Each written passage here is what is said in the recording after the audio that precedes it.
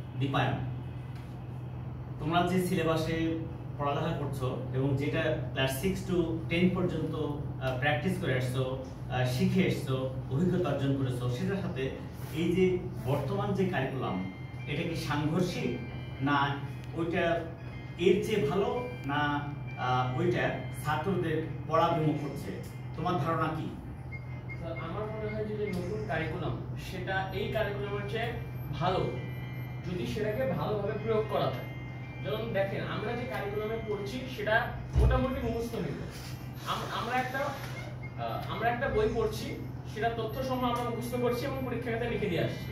এর বাইরে আমরা কোনো তথ্য অর্জন করছি না বা অর্জন করার চেষ্টা করছি না। কিন্তু নতুন কারিকুলামে যেটা হয়, নতুন কারিকুলামে আমাদের একটা তথ্য দেওয়া হয়, আমাদের তথ্যের উপর কাজ দেওয়া হয়। এর ফলে আমরা সেই তথ্যের বাইরেও আরো অনেক কিছু জানতে পারি।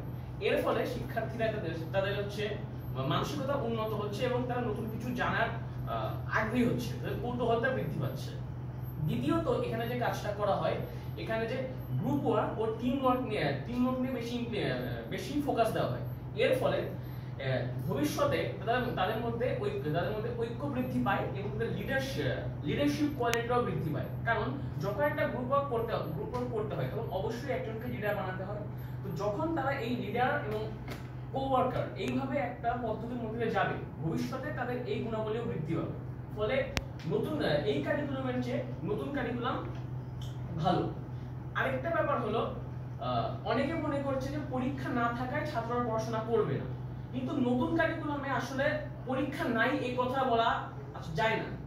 আমরা হয়তো যে রকমের পরীক্ষা দেই, যেমন মুখস্থ করে এসে খাতায় লেখা, এই ধরনের পরীক্ষা হয়তো নাই, কিন্তু নতুন কারিকুলামে যা আছে, আমরা যা শিখেছি তার উপর ভিত্তি করে নতুন কি আমরা করতে পারি সেটাকে মূল্যায়ন করা পদ্ধতি হয় নতুন কারিকুলাম। যেমন আমি হয়তো দেখলাম যে আমি হয়তো বইয়ে পড়েছি যে এভাবে একটা ব্যবসা স্টার্ট করতে হয়, সুতরাং নতুন কারিকুলামে কি করব? নতুন কারিকুলামে হয়তো প্রশ্ন আসবে যে তুমি বইয়ে যা পড়েছো তার উপর ভিত্তি করে একটা নতুন ব্যবসা স্টার্ট করার একটা কর্ম পরিকল্পনা হবে। এটা হচ্ছে নতুন কারিকুলাম। কিন্তু এখানে প্রশ্ন হলো যে অনেক জ্ঞানী গুণীজন এবং শিক্ষিত পণ্ডিত ব্যক্তিরা বলছেন যে আজকের বাচ্চাদেরকে যে অবস্থায় দেখা যাচ্ছে, তারা পড়ালেখার চেয়ে ইলেকট্রনিক্স ডিভাইস যেমন মোবাইল, কম্পিউটার, এগুলিতে পড়ার কথা বলে তারা বিভিন্ন গেম বা বিভিন্ন জিনিসে আসক্ত হচ্ছে।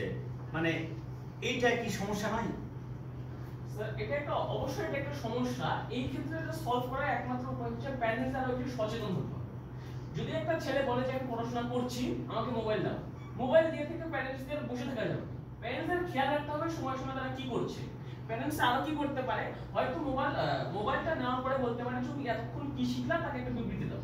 সে যদি আসলে পড়ে থাকে সে অবশ্যই ফ্লুয়েন্টলি বলতে পারবে, কিন্তু সে যদি না পড়ে থাকে তাহলে সে বলতে পারবে না বা ইতস্তত করবে বা থতমত করবে। কিন্তু নতুন কারিকুলামের প্রজেক্টটা এমনভাবে সাজানো আছে যেখানে মোবাইল বা কম্পিউটার ব্যবহার না করলে অনেকটাই কাজ করা সম্ভব নয়। সেক্ষেত্রে একজন অশিক্ষিত বাবা মা উনি কিভাবে এটাকে হ্যান্ডেল করবেন?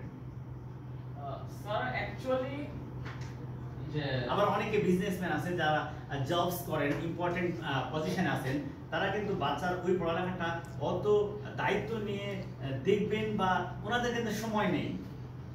সেই ক্ষেত্রে মানে এই সমস্যা দূর করার সংক্ষেপে কিছু বলেন আপনি। অ্যাকচুয়ালি এটা একটা রিস্ক নেওয়া হয়েছে সরকারের পক্ষ থেকে, যে দেখতে যে এটা আসলে কেমন কাজ করে। এটা একটা রিস্ক যে শিক্ষার্থীরা যদি পড়াশোনা করা বাদ দিয়ে যদি মোবাইলে গেম খেলে, তাহলে এটা কিভাবে ম্যানেজ করা যায়।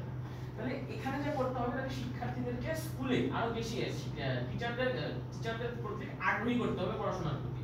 এখন যদি টিচার এসে বলে যে তোমাকে আমি এই পেজটা পড়তে বসলাম, কালকে পড়ে নিয়ে আসবো, ছাত্ররা অবশ্যই অনাগ্রহ বোধ করবে। কিন্তু শিক্ষক যদি আরো একটু পরিশ্রম দিয়ে যেটাকে অ্যাট্রাকটিভ ভাবে, আকর্ষণীয় ভাবে তুলে ধরে, তাহলে কিন্তু শিক্ষার্থীরা অবশ্যই কথা তুমি যেটা বলতে চাচ্ছ যে teachers should be careful and they should be devoted to that profession. Yes. Okay, thank you. Nice to talk to you. Thank you, sir.